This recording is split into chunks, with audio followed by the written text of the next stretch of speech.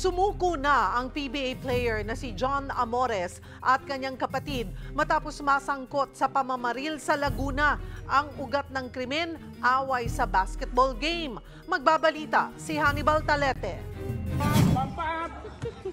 Nagkomprontahan ng ilang lalaki sa basketball court na ito sa Barangay Salak sa Lumban, Laguna nitong Miyerkules ng hapon. Isa sa kanila, ang PBA player na si John Amores. Matapos ang laro, umalis din ang mga player. Pero sa kuha ng CCTV sa may barangay may talang, kita ang ilang lalaki na tila nag-aabang sa gilid ng kalsada. Ilang saglit pa, dumating ang motorsiklo na sakay si Amores at kapatid niya. Bumaba ng motorsiklo si Amores na may bitbit na baril. Dito na niya pinaputukan ang lalaki.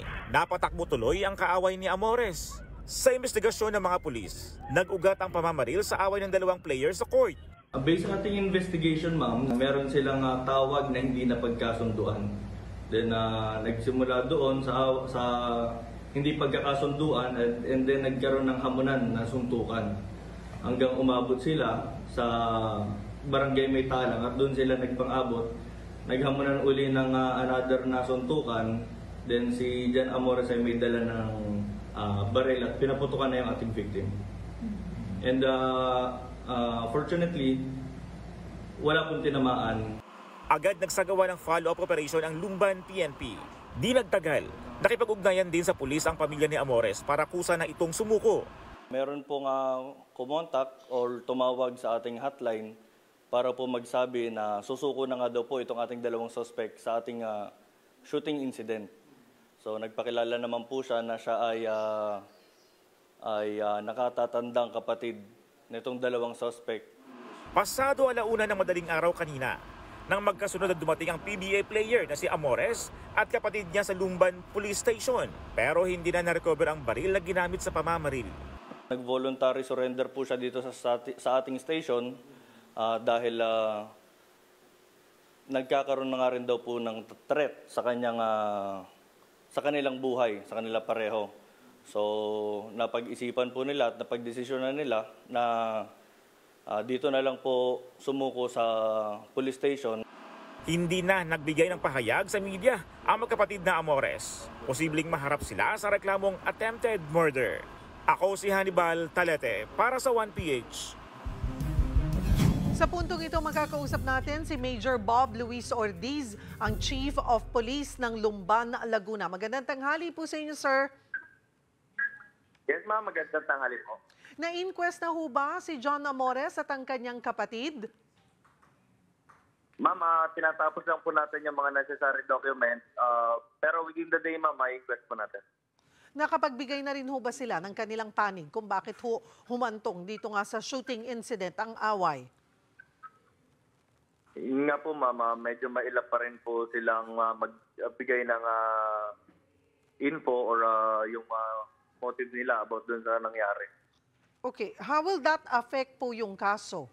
Kung ganyan pong hindi sila nagbibigay ng sarili nila pong maayos or klarong salaysay.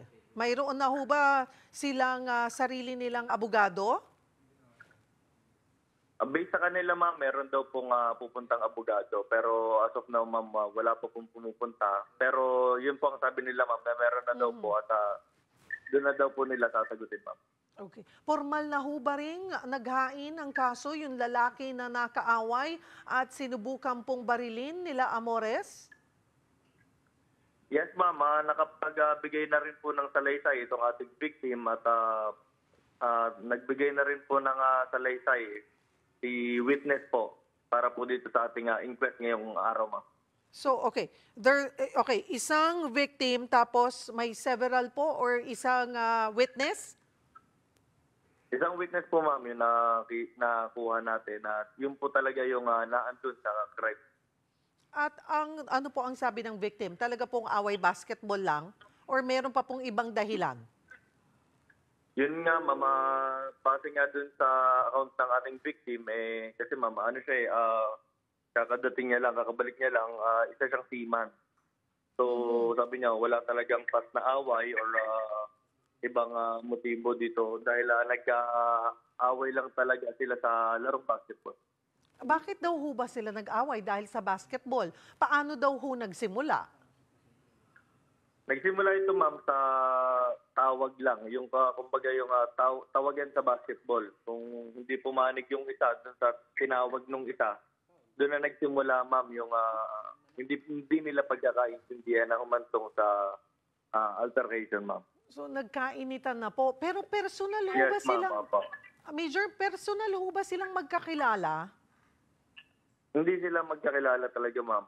Hindi sila personally na magkakilala. Although nakakalaro daw, pero yung personal, ma'am, na kakilala, hindi po. Mhm. Meron ho bang involved na pustahan, pera, doon sa sa game na yon? Yes, ma'am. Based sa ating investigation, merong puntang more or less 4,000 yung isang laro na yan.